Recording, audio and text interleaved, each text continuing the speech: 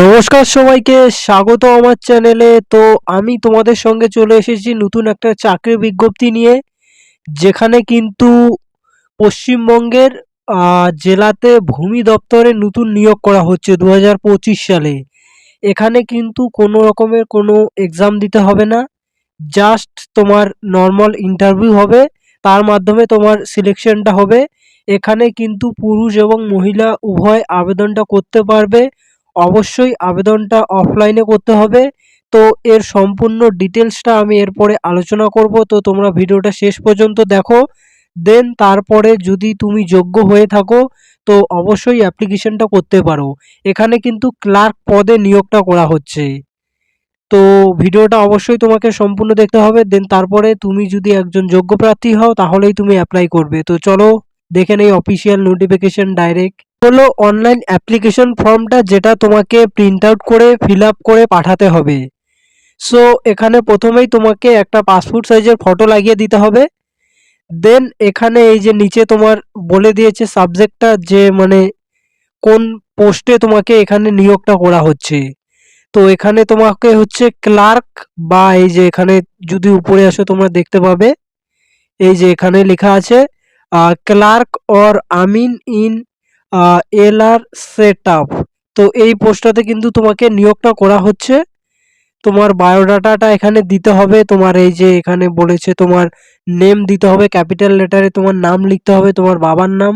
দেন তোমার পার্মানেন্ট অ্যাড্রেসটা লিখতে হবে। দেন তোমার কন্ট্যাক্ট নাম্বার দিতে হবে। দেন তারপরে তোমার ডেট অফ বার্থ। দেন তারপরে তোমার কত বয়স হচ্ছে সেটা লিখতে হবে। তো এই সব মানে ফর্মটাকে এইভাবে যা যা আছে তোমাকে সম্পূর্ণ ফর্মটা ফিল আপ করতে হবে। তো ছাড়ো, এটা আমি বেশি দেখিয়ে দিচ্ছি না, সিম্পল আছে, সবাই নিজে নিজে করতে পারবে। তো এখানে হচ্ছে তোমার কোথা থেকে এই মানে নোটিশটা প্রকাশ করা হয়েছে। তো এটি কিন্তু প্রকাশ করা হয়েছে তোমার এই যে দেখতে পাচ্ছ পশ্চিম মেদিনীপুর ডিস্ট্রিক্ট থেকে। পশ্চিম মেদিনীপুর ডিস্ট্রিক্ট থেকে এই নোটিশটা প্রকাশ করা হয়েছে। এখানে কিন্তু এই যে দেখো তোমার টোটাল 5টা শূন্যপদ রয়েছে কিন্তু এখানে। এই যে ক্লার্ক পদের জন্য টোটাল 5টা শূন্যপদ, আর এখানে তোমার 64 বছর পর্যন্ত কিন্তু এখানে তুমি অ্যাপ্লিকেশনটা করতে পারবে। দেন এখানে তোমার বেতনটা থাকছে 10,000 টাকা করে।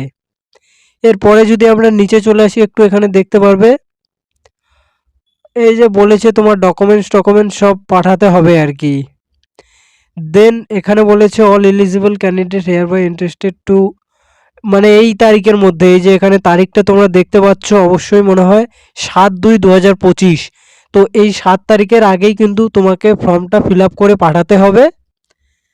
দেন এরপরে তোমার কি কি ডকুমেন্ট লাগবে এখানে বলে দিয়েছে। তোমার রেসিডেন্সিয়াল প্রুফ, মানে তোমার এস প্রুফ, মেডিকেল ফিটনেস, এই সব মানে ডকুমেন্টসগুলো লাগবে তোমার। আর এখানে এই যে এলিজিবিলিটি ক্রাইটেরিয়াটা, যেটা সবথেকে বেশি ইম্পর্ট্যান্ট, সেটা অবশ্যই আমি তোমাদের বলে দিচ্ছি। তো এখানে বলেছে the candidate must B A retire state government employee. তো এখানে কিন্তু তোমাকে স্টেট গভর্নমেন্টের একজন রিটায়ার এমপ্লয়ি হতে হবে। আদারওয়াইজ তারপরে এক্সপিরিয়েন্স থাকতে হবে। আদারওয়াইজ তুমি কিন্তু অ্যাপ্লিকেশনটা করতে পারবে না। তুমি যদি একজন ফ্রেশার ক্যান্ডিডেট হয়ে থাকো, তাহলে কিন্তু তুমি ভাই অ্যাপ্লিকেশনটা করতে পারবে না।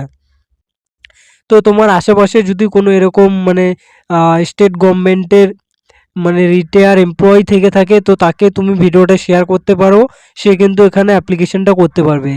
দেন এখানে বলেছে ক্যান্ডিডেট